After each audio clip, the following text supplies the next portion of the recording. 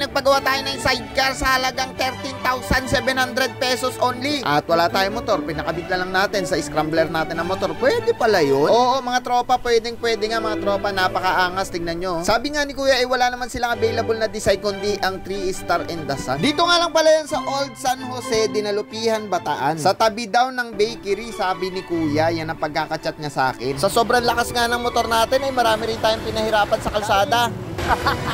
Napakain tuloy kami ng tuyo at kumpya. Nung hindi pa nga nilalagay yung sidecar dyan, kinakabahan na rin talaga ako. Kasi biruin mo, scrambler, lalagyan ng sidecar. Kasi nga, binaba ko nga yung shock nito sa harapan. Napapaisip talaga ako kung talagang maa-align ba talaga. Sa sobrang init nga, nagpahinga nga kami dito sa gilid ng puno. At mamaya-maya nga lang, nakabit na ni Kuya yung sidecar. Grabe! Dahil sobrang pogi nga nung kinabitan na siya ng sidecar.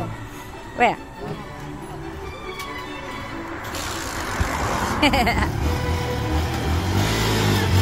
O, yung mga helmet.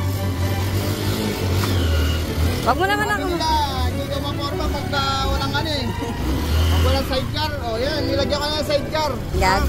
Ayan na, nilagyan ko na ng sidecar ha.